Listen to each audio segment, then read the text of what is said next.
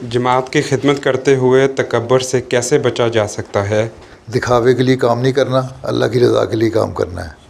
اور اللہ کی رضا کے لیے کام کرنا ہے تو اس میں چاہے وہ خلیفہ وقت کے سے حفاظت کا کام ہے، یا خلیفہ وقت کی طرف سے کوئی اور کی دیا ہوا کام ہے، یا جماعت کی طرف سے دیا ہوا کام ہے، وہ ہر چیز جو تم نے کرنی ہے وہ اللہ کی رضا کی خاطر کرنی ہے. ہاں صلی اللہ نے فرمایا، اللہ تعالیٰ فرماتا ہے کہ جو میرے پیار کی خاطر دوسرے سے پیار کرتے ہیں، یا میرا توجہ لینے کے لیے، میرا پیار لینے کے لیے ایک دوسرے سے محبت کا اظہار کرتے ہیں، ان کو میں جزا بھی دیتا ہوں، ثواب بھی دیتا ہوں، قبول بھی کرتا ہوں. تو پھر اللہ کی رضا سامنے ہونی چاہیے، اللہ سامنے ہو. اور اللہ تعالیٰ سامنے اس وقت تک نہیں ہو سکتا جب تک یہ ذہن میں نہ ہو کہ ہمارے ہر کام کو، ہر فعل کو، ہر بات کو اللہ تعالیٰ دیکھ رہا ہے اور سن رہا ہے. ٹھیک ہے، اور اس کے لیے ہم نے جو اس کے حکم ہیں ان پہ عمل کرنا ہے. حفاظت خاص سے کوئی بخشش کا سامان نہیں ہوگا.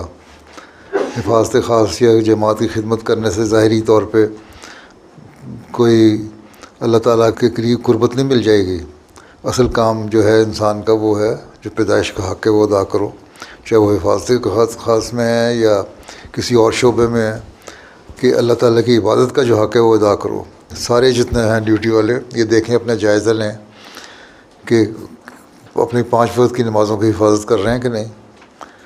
اگر جو اپنی 5 وقت کی نمازوں کی حفاظت نہیں کر رہا، اس نے باقی حفاظت خاص کیا کرنی ہے؟ وہ حفاظت خاص سب سے پہلی تو اللہ تعالیٰ کے حکموں کی ہے. ٹھیک ہے، وہ حفاظت کر لو تو باقی حفاظتیں خود ہو جاتی ہیں. اور اللہ تعالیٰ کی رضا جب شامل حال ہوگی اور اس کا حق ادا ہو رہے ہوں گے تو جو کام بھی آپ کریں گے اس میں برکت پڑ جائے گی. ٹھیک ہے، نہیں تو انسانی کوششیں بعض دفعہ ضائع ہو جاتی ہیں اس لیے کہ اس میں برکت نہیں ہوتی. لیکن اللہ کی خاطر جب کام کیا جاتا ہے تو اس میں برکت پڑ جاتی ہے. اس لیے سب سے پہلی بات یہ رکھو کہ ہم نے اللہ کی خاطر کام کرنا ہے، اس کی عبادت کا حق ادا کرنا ہے.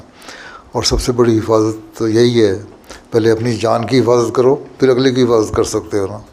اور اپنی جان کی حفاظت کے لیے اللہ سے تعلق اور اس کی عبادت کا حق ادا کرنا ضروری ہے.